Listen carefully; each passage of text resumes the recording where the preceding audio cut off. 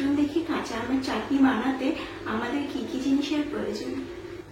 আমাদের লাগছে কাঁচা আম, এখানে একটা কাঁচা আম আছে, আমি কেটে নিয়েছি। আর লাগছে সর্ষে, তেজপাতা আর শুকনো লঙ্কা। আর লাগছে সাদা তেল, এখানে 1 চামচ সাদা তেল আছে। লবণ পরিমাণ মতো, ভাজা জিরে গুঁড়ো, সামান্য হলুদ গুঁড়ো লাগবে আর চিনি। কড়াই গরম হয়ে গেছে, এবার আমি এতে 1 চামচ তেল ঢেলে দেব। এবার আমি এর মধ্যে এই তেজপাতা,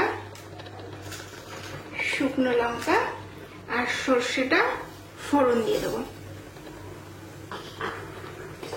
দেখবেন সর্ষেটা ভাজা হলে ফুটবে, তখনই ভাববেন ফোড়ন হয়ে গেছে। এবার এর মধ্যে আম দেব।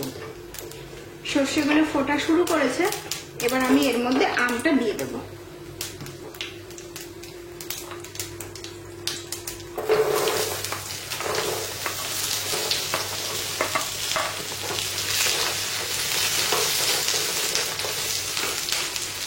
এবার এর মধ্যে দেব অল্প পরিমাণ লবণ।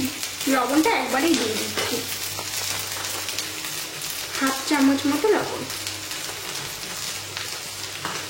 দিয়ে একটু নাড়াচাড়া করে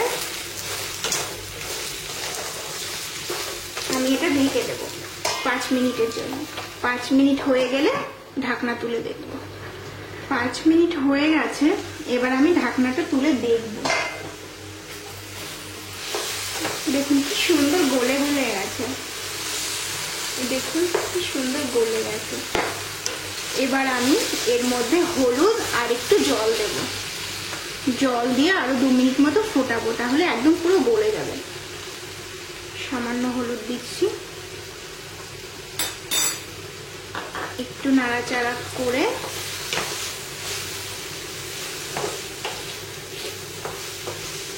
এবার এর মধ্যে জল দেব। 1/2 কাপ মতো জল দিলাম এখানে।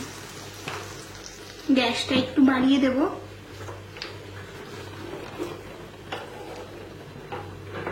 2 মিনিট মতো ঢাকা দিয়ে রাখলে আমটা একদম পুরো সিদ্ধ হয়ে যাবে।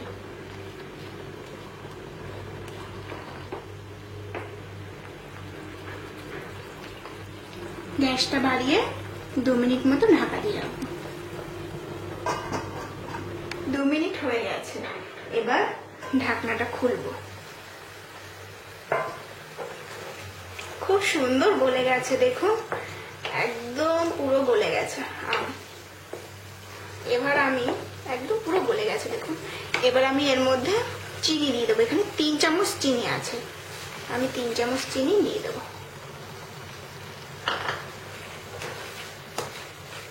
দিয়ে একটু নাড়াচাড়া করব। এবার চিনিটা গলতে যতটা টাইম লাগবে ততটা টাইম আমাকে একটু ঢাকা দিয়ে রাখতে হবে। আমি ঢাকা দিয়ে রাখবো এই কারণেই, তাহলে চিনিটা তাড়াতাড়ি গলে যাবে। 1 মিনিটের জন্য আমি ঢাকা দিয়ে রাখবো। 1 মিনিট হয়ে গেছে, এবার নামিয়ে নেব। দেখতে কি সুন্দর গলে গেছে, চাটনি একদম পুরো কমপ্লিট। গ্যাসটা বন্ধ করে দিচ্ছি, এবার আমি নামিয়ে নেব।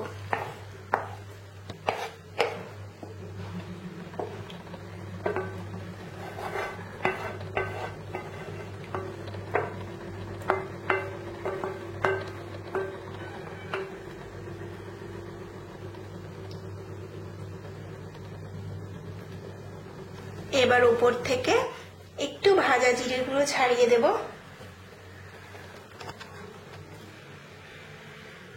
এতে চাটনিটা আরো সুন্দর টেস্ট লাগবে। কাঁচা আমের চাটনি তৈরি হয়ে গেছে, আপনারাও বানান এবং খেয়ে দেখুন এটি খেতে কেমন লাগে।